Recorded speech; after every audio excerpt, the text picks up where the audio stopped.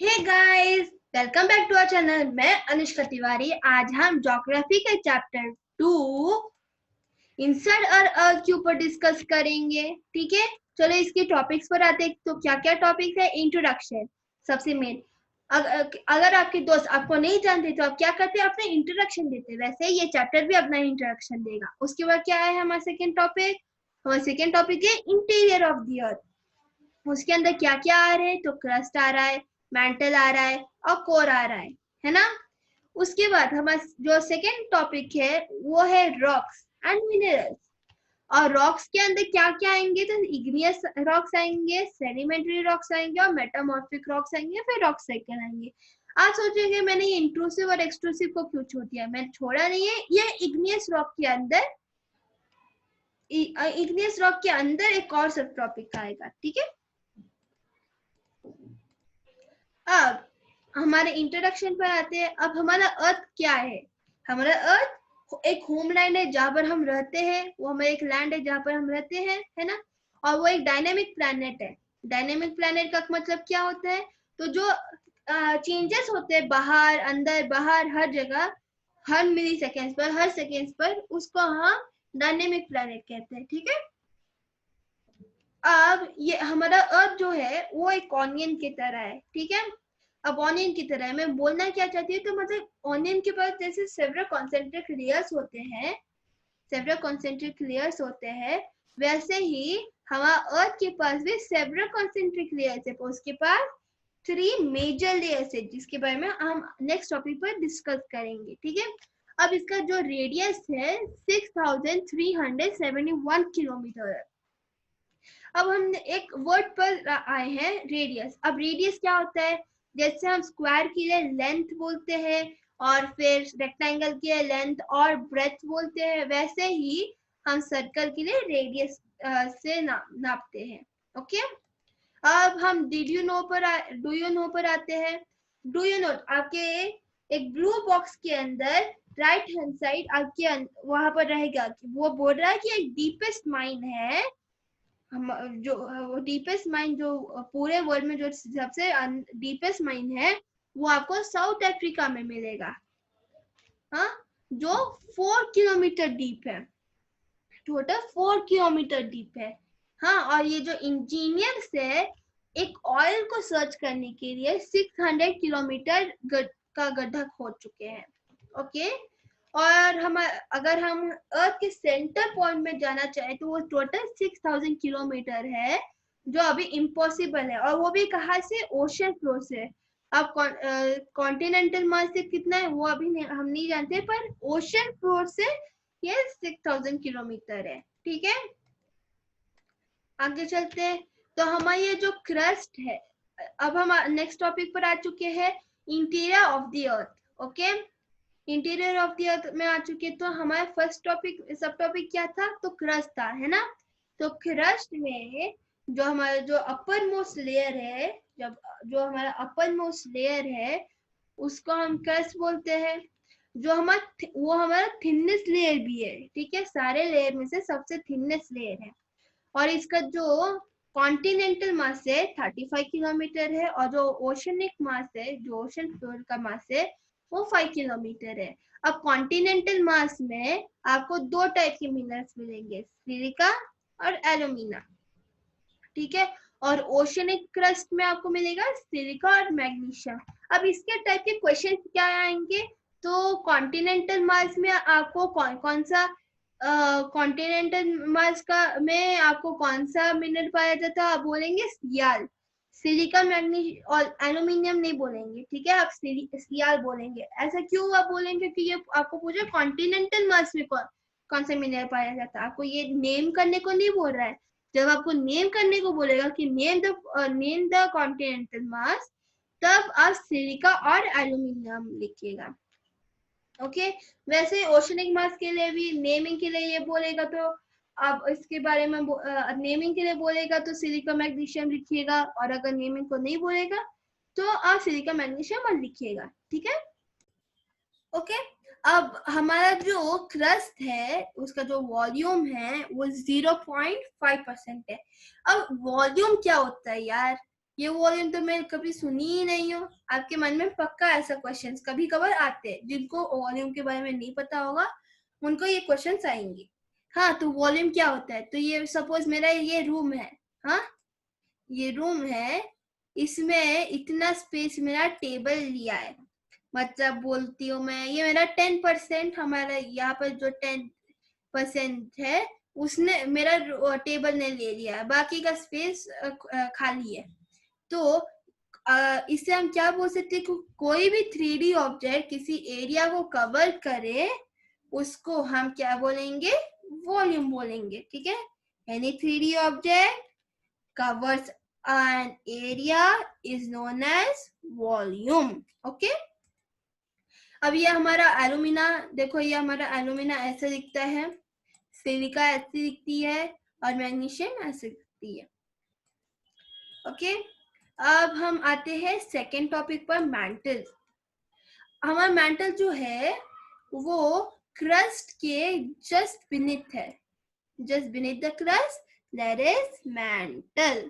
Okay, अब mental के just beneath ये है, तो इसका डेप्थ कितना हुआ? तो इसका डेप्थ है 2900 किलोमीटर। देखो मैंने यहाँ पर लिखा है 2900 किलोमीटर, और इसका जो वॉल्यूम है 16% है। अब आपको मेंटल में क्या मिलेगा? आपको मेंटल में क्या मिलेगा? आपको मेंटल में एक ही चीज मिलेगी, वो है मोल्टन मैग्मा। आपको मिलेगा मोल्टन मैग्मा, ठीक है। आपको यही एक चीज मिलेगा मेंटल में, आपको मोल्टन मैग्मा मिलेगा। इसकी वजह से आप अंदर नहीं जा सकते हैं, ठीक है।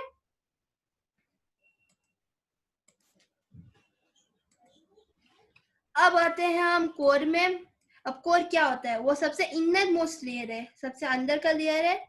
ये देखो, ये इस एरिया को हम इनर मोस्ट बोलेंगे, ठीक है। ये सबसे इनर लेयर है। अब इनर लेयर है तो क्या हुआ? हाँ, पर इसका डेप्थ सबसे ज्यादा है, सबसे ज्यादा है क्योंकि सबसे अंदर में है। हाँ, इसका जो डेप्थ है वो है 3500 किलोमीटर। आप चाहे तो देख सकते हैं अपने टेक्स्ट बुक में, मैं गलत नहीं बोलूंगी। हाँ, अब इसके पास कौन से दो मेन मिनरल्स है? वो है निकल और आयरन। ओके, निकल और आयरन उसके सबसे मेन मिनरल्स है। अब इसको मैंने यहाँ पर निफे लिखा है। अब ये फे कहाँ से आ गया? मैंने आयरन बोला ना। हाँ, तो ये जो फे है वो उसको हम फेरस बोलते हैं। ये जो आयरन का जो साइंटिफिक टर्म है, या फिर आप बोल सकते ज्योग्राफिकल टर्म, उसको हम फेरस के नाम से जानते हैं, इसीलिए हम फेरस बोलेंगे, ठीक है। और इसका जो सेंट्रल कोर है उसके पास हाई टेम्परेचर और प्रेशर है। हाई टेम्परेचर और प्रेशर, इसके हिसाब से तो हम अंदर नहीं जा सकते, सेंट्रल अर्थ के अंदर नहीं जा सकते। हमने क्या डू यू नो के पार्ट में गए थे तो बोला था ना कि अगर हमको सेंटर ऑफ द अर्थ के लिए जाना है तो 6000 किलोमीटर ओशन फ्लोर से लगेगा। ओके, तो इसका मतलब ये जो 3500 किलोमीटर है ये आपको कहाँ से नाप रहा है? मैंटल से नाप रहा है, ठीक है। ये इसने आप क्रस्ट से अगर नापेगा, वो भी क्रस्ट नहीं ओशन फ्लोर से नापेगा, तो ये कितना होगा? 6000 के लभा होगा, ठीक है। अब अगर ये 6000 के लभा हुआ, ये 6000 के लभा है ना। तो चलो हम आगे चलते हैं। अब हमारा जो रॉक्स पर अगर अब हम रॉक्स पर आ गए, हमारा कौन सा थर्ड टॉपिक पर आ गए। अब रॉक्स के बारे में क्या वो ये बोल रहा है? तो ये एक नेचुरल मास है, एक नॉर्मल स्मॉल एक नेचुरल मास है जो मिनरल मैटर से बना हुआ है, जो मिनरल मैटर से बना है। और अर्थ के क्रस्ट को बनाने में हेल्प करता है। हाँ, इसको हम इस टाइप से हम रॉक का डेफिनेशन लिख सकते हैं। अब रॉक्स जो है वो डिफरेंट कलर में हो सकते हैं, साइज में हो सकते हैं, टेक्सचर में हो सकते हैं। तो इसके जो 3 मेजर टाइप्स ऑफ रॉक्स है वो क्या है? इग्नियस रॉक्स है, सेडिमेंट्री रॉक्स है और मेटामॉर्फिक रॉक्स है। ठीक है। अब ये रॉक्स के अंदर जब हम इग्नियस रॉक्स में आते हैं तो हम जानते हैं कि इसके पास 2 टाइप का है, इंट्रूसिव और एक्सट्रूसिव। उसके बारे में हम बाद में चर्चा करेंगे, अभी तो हम इग्नियस रॉक के ऊपर ही हम देखेंगे। अब इग्नियस रॉक क्या होता है? तो ये एक मोल्टन मैग्मा है। मोल्टन मैग्मा जब ठंडा हो जाता है और एक सॉलिड बन जाता है, तब जाकर इस टाइप के रॉक फॉर्म होते हैं। ओके, इसको हम प्राइमरी रॉक भी बोलते हैं। अब इसको हम प्राइमरी रॉक क्यों बोलते हैं? क्योंकि डायरेक्ट एक मोल्टन मैग्मा से डायरेक्ट ये निकल रहा है, ये डायरेक्ट सॉलिड बन रहा है, उसके बाद जाके इसका प्रोसेसिंग होगा। ठीक है। और इसके जो इग्नियस रॉक है उसको वो एक लैटिन वर्ड है, उस लैटिन वर्ड को हम क्या बोलते हैं? इग्निस बोलते हैं। हम क्या बोलते हैं? इग्निस बोलते हैं, जिसका मतलब है फायर। इसका मतलब है फायर। अब इसका मतलब तो फायर हुआ। अब फायर क्यों हुआ? मोल्टन मैग्मा एक तरह से फायर ही है ना, इसलिए हम इसको इग्नियस रॉक कहेंगे।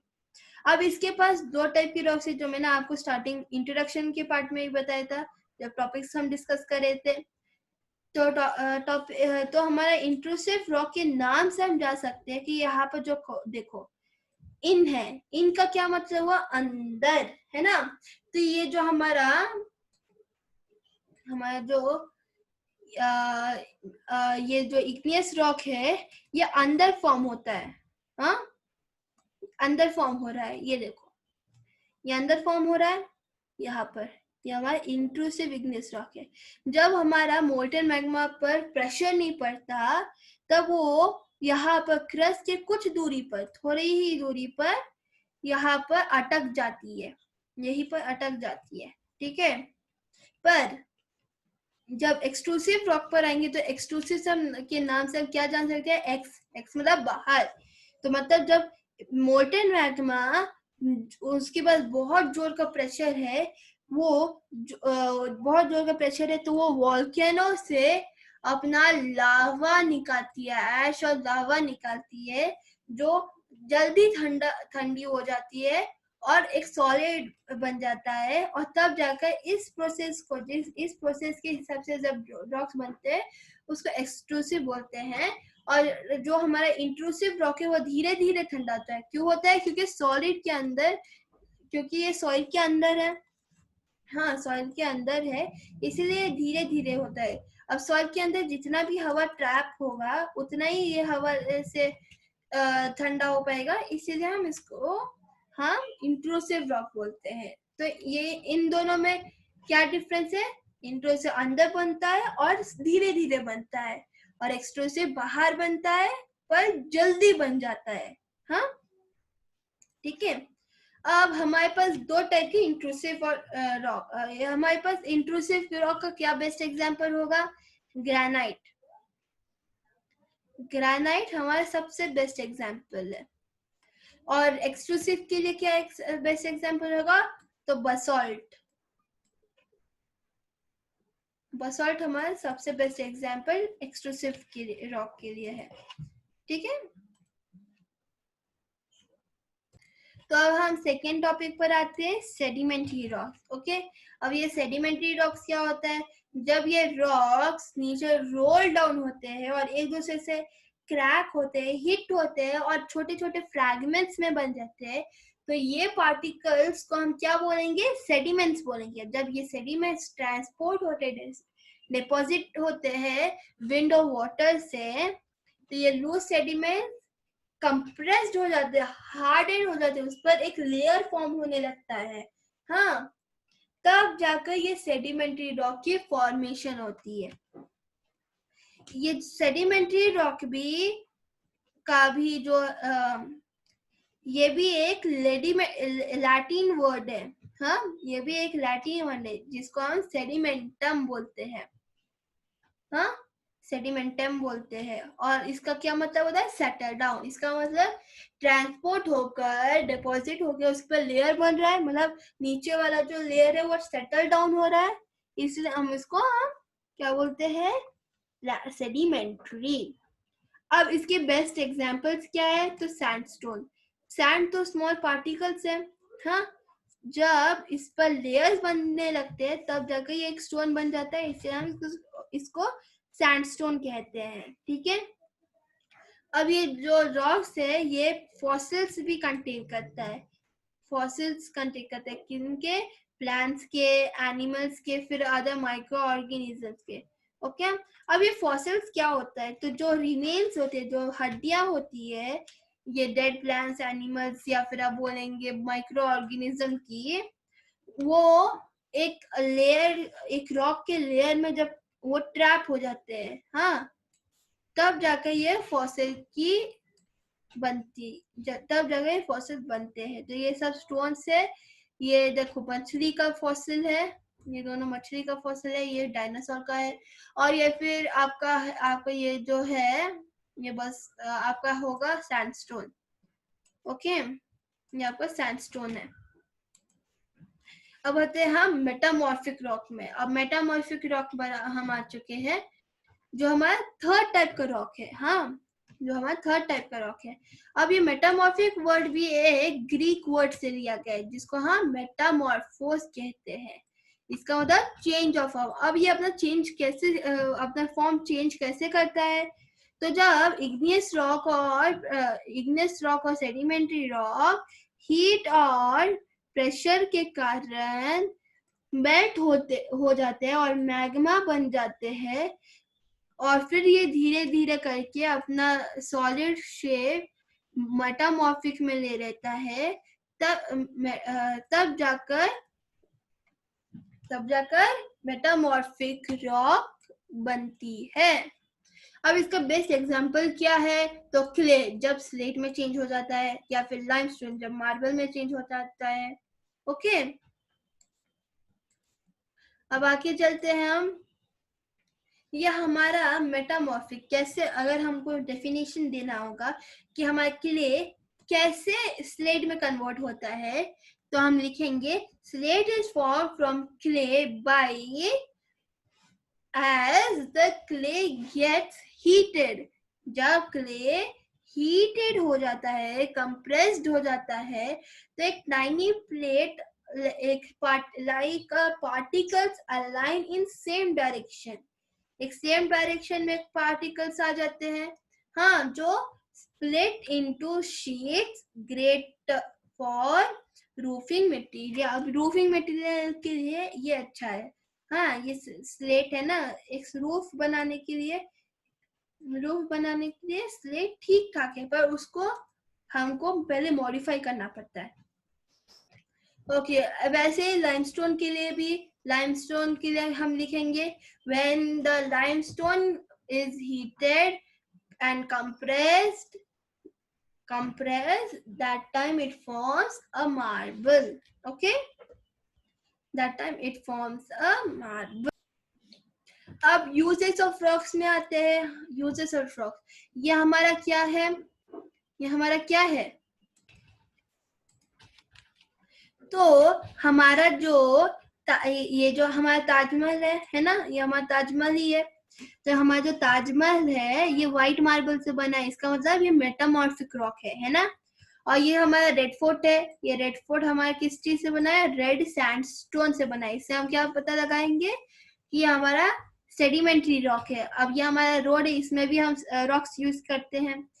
तो ये रोड है, हाँ, ये कोल से बना है। पर मैं अगर बोलूं तो ये जो रोड हमारा है ये ग्रेनाइट है। हाँ, यहाँ पर लिखा है कोल, पर ये ग्रेनाइट है। अगर ये ग्रेनाइट है तो ये किस चीज से बना होता? तो ये कौन सा रॉक होता? तो इग्नियस रॉक होता है ना, ये हमारा इग्नियस रॉक होता है। अब चलो हम आते हैं रॉक साइकिल्स पर। हाँ, अब रॉक साइकिल्स पर अगर हम आ गए हैं तो रॉक साइकिल कैसा इसका जो फॉर्मेशन है कैसे होता है, तो हमारा जो इग्नियस रॉक है या हमारा जो मैग्मा है वो इग्नियस रॉक बनता है। हाँ, हीट और प्रेशर के कारण इसके थोड़ा सा भाग मोल्टन मैग्मा बन जाता है। इसका बाकी का पार्ट सेडिमेंट्स बन जाते हैं, स्मॉल स्मॉल इधर उधर से क्रैक होकर छोटे छोटे पार्टिकल्स बनकर सेडिमेंट्स बन जाते हैं। अब ये सेडिमेंट्री रॉक्स बन जाते हैं। हाँ, सेडिमेंट्री रॉक्स बनने के बाद जब सेडिमेंट्री रॉक बन जाते हैं तब ये भी इधर उधर से क्रैक होंगे तो इसके भी छोटे छोटे पार्टिकल सेडिमेंट्स बन जाते हैं। ओके, और फिर ये सेडिमेंट्री रॉक और इग्नियस रॉक ये दोनों हीट और प्रेशर के कारण मेटामॉर्फिक रॉक बन जाते हैं। ये मेटामॉर्फिक रॉक बन जाता है और ये मेटामॉर्फिक रॉक हीट और प्रेशर के कारण मैग्मा बन जाता है। ठीक है, अब चलो आगे चलते हैं। मिनरल्स, हमारा लास्ट टॉपिक में ये मिनरल्स क्या होता है ये बताना चाह रहा है। तो मिनरल्स क्या होता है, तो एक नेचुरल अकरिंग सब्सटेंस है जिसके पास सर्टेन फिजिकल प्रॉपर्टीज है। हाँ, और क्या है, definite chemical composition. Minerals human kind के लिए बहुत इंपॉर्टेंट है। अब कैसे इंपॉर्टेंट है, ओके, कोल नहीं होगा तो क्या हुआ, आजकल के रोड किस चीज से बनते हैं, कोल से बनते हैं। अगर कोल ही नहीं हुआ तो हमारे रोड कैसे होंगे, उबड़ खाबड़ होंगे, है ना, उबड़ खाबड़ होंगे। तो वैसे ही नेचुरल गैस, पेट्रोलियम नहीं हुआ तो क्या होगा, हम कार सब नहीं चला सकते, है ना, कार सब नहीं चला सकते। अब कार सब नहीं चलाएंगे तो हमारा पैर दर्द देगा, तो उसके लिए हमको पेट्रोलियम चाहिए। तो वैसे ही हमारे पास आयरन है, एल्यूमिनियम है, गोल्ड है, यूरेनियम है, और फिर मेडिसिन में हम मिनरल्स यूज करते हैं, फर्टिलाइजर्स में मिनरल्स यूज करते हैं, ऐसे। ठीक है, तो चलो आगे चलते हैं। अब इसके कुछ एग्जाम्पल्स है, जैसे एस्बेस्टॉस, कैल्केनथाइट, किनाबार, स्टिबनाइट, गैलेना, टॉर्बोनाइट, हचिनसोनाइट और पिमेंट। ये कुछ टाइप के मिनरल्स है। हाँ, अभी मिनरल्स बहुत होते हैं पर ये थोड़े ही मिनरल्स है। ठीक है, सो थैंक यू फ्रेंड्स। अगर आपको ये वीडियो अच्छा लगा तो लाइक करिए, सब्सक्राइब करिए और बेल आइकन को दबाना ना भूलें। और ये भी और कमेंट करिए कि अगर आप चाहते हैं मैं आपको टेक्स्ट बुक के माध्यम से समझाऊं तो प्लीज कमेंट करिए, please. So thank you friends, meet you in next video, bye.